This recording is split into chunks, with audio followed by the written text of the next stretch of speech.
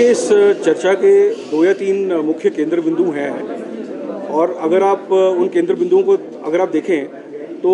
आप देखिए कि हमारी सरकार जो है ठाकुर सुखविंदर सिंह सुक्खू की, हम बड़ी कंसिस्टेंटली एक ही चीज़ बोल रहे हैं शुरू से, और वो ये है कि ये व्यवस्था परिवर्तन का दौर है। और व्यवस्था परिवर्तन की आवश्यकता इसलिए है क्योंकि 1970 और 80 के दशक में जो एक हिमाचली की अपेक्षा थी या जो उसकी एक्सपेक्टेशन थी, आज वो उससे बहुत ज़्यादा बदल चुकी है। अगर हम पुराने ढर्रे से, पुराने स्ट्रक्चर से, पुराने इंफ्रास्ट्रक्चर से काम करते रहेंगे तो हम उसी जगह पर घूमते रहेंगे जहाँ पर हम मेरे ख्याल पिछले 15-20 साल से घूम रहे हैं। तो व्यवस्था परिवर्तन में जो आप देख रहे हैं कि जितने चेंजेस जो मुख्यमंत्री ला रहे हैं, चाहे वो इलेक्ट्रिसिटी बोर्ड में हो, चाहे वो आपके हेल्थ के सेक्टर में हो, चाहे एजुकेशन के सेक्टर में हो, उनके ऊपर जो है हमने जो ध्यान जो था वो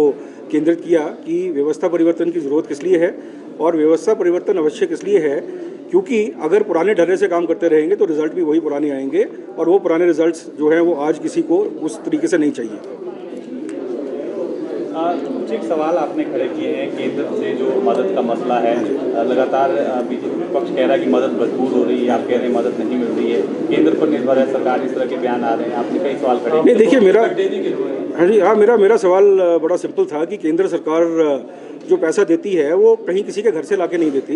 वो हर हिमाचली का पैसा है। हम जीएसटी के रूप में जो भी हम उपभोग करते हैं, चाहे हम नमक खरीदें, कुछ भी खरीदें, एक जो है जीएसटी हम देते हैं। उस जीएसटी का हिस्सा जो है उसका एक पार्ट हमें मिल जाता है, एक पार्ट केंद्र के पास रहता है, और बाकी जैसे आपका डिजास्टर मैनेजमेंट हो गया, सीआरएफ हो गया, बाकी स्कीम्स के थ्रू जो है केंद्र से हमें आता है। लेकिन विपक्ष ने अपनी आदत ये बना ली है कि हर चीज़ पे यही कहते हैं कि जी केंद्र सरकार जो है वो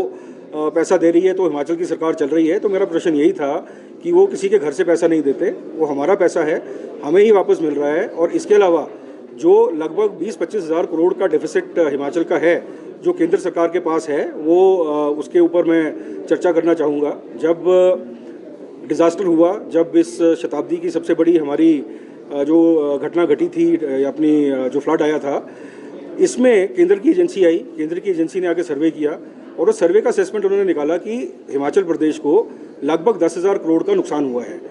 इस सर्वे को हुए आज 1 साल से ऊपर हो गया है, लेकिन एक भी पैसा जो है ये केंद्र से हमारे पास नहीं आया। मेरा सवाल सिर्फ यही था कि केंद्र ने पैसा नहीं दिया, बात बिल्कुल ठीक है, लेकिन आपके जो 7 एमपी हैं उनमें क्या एक बार भी किसी के पास जाकर ज्ञापन दिया, लोकसभा के अंदर जाकर क्या हिमाचल प्रदेश के हित की बात रखी? और अगर नहीं रखी तो आप क्यों नहीं रख रहे? सरकार आपकी है, 7 के 7 एमपी जो हैं वो आपके भारतीय जनता पार्टी के हैं, तो उनका फ़र्ज़ बनता है कि हिमाचल प्रदेश की जनता का जो आवाज़ है उसको लोकसभा में उठाएं और केंद्रीय मंत्रिमंडल में उठाएं। इसके अलावा जो अंशदान का पैसा है एनपीएस का, वो लगभग 10,000 करोड़ के आसपास पड़ा हुआ है। ये अंशदान इसलिए देना पड़ा था क्योंकि उस समय आपकी पेंशन नहीं थी। अब जब सरकार ने अंडरटेकिंग ले ली है कि आप ओल्ड पेंशन स्कीम के अंडर आ गए हैं और आपको भविष्य की आपकी चिंता नहीं है, ये हमारा चुनावी एक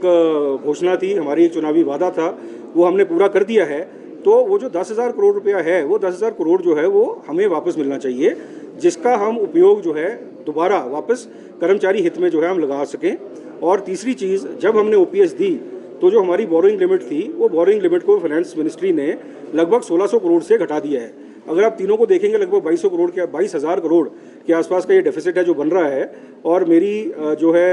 नेता प्रतिपक्ष से एक ही रिक्वेस्ट थी कि कृपया आप भी आवाज़ उठाएं और आपके जो 7